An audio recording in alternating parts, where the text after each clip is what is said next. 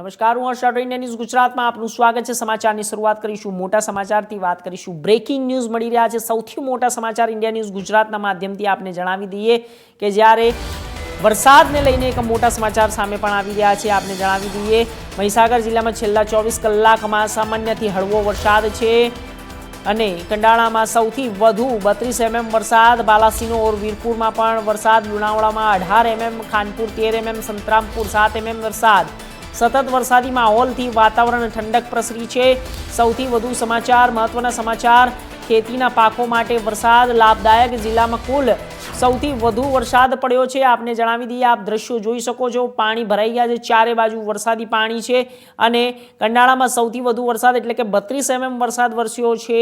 વરસાદે માઝા મૂકી છે, મેઘરાજા મન મૂકીને વરસી રહ્યા છે। ગુજરાતમાં જે વરસાદ પડવાનો હતો તે વરસાદ કરતાં પણ વધુ વરસાદ પડી ગયો છે। ગુજરાતની અત્યારે હાલ વાત કરીએ તો અમુક જિલ્લાઓની અંદર જે વરસાદ વરસ્યો છે તે પણ ખૂબ જ વધુ વરસાદ છે। પાણી ઉફાન પર છે, જ્યારે ડેમોમાં નવા પાણીના નીરની આવક થઈ છે, પાણી નવા આવી ગયા છે, ભરાઈ ગયા છે, છલોછલ ડેમો ભરાઈ રહ્યા છે, દરવાજા ખોલવામાં આવી રહ્યા છે, સપાટી જમીની સપાટી પરથી ઉપર પાણી આવી ગયું છે અને આ સાથે સતત વરસાદી માહોલથી વાતાવરણમાં ઠંડક પણ પ્રસરી છે।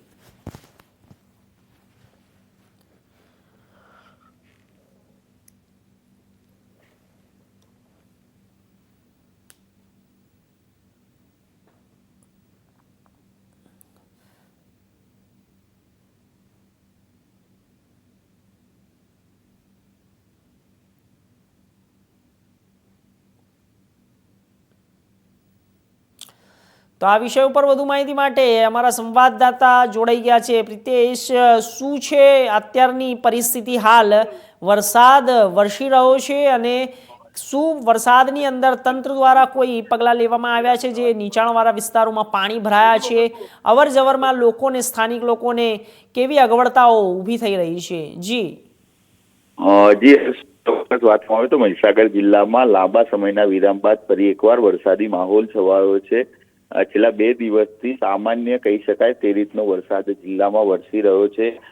સૌથી વધુ વરસાદ જે છે તે કડાણા તાલુકામાં છેલ્લા 24 કલાકમાં 32 mm વરસાદ જે છે તે નોંધાયો છે ને ત્યારબાદ વીરપુર અને બાલાસિનોરમાં પણ 1 ઇંચથી વધુ વરસાદ નોંધાયો છે।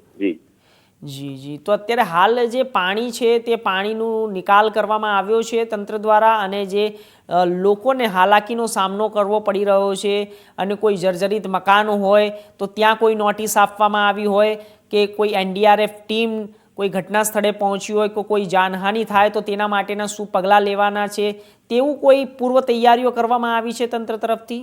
જી પ્રિતેશ। જી ચોક્કસ।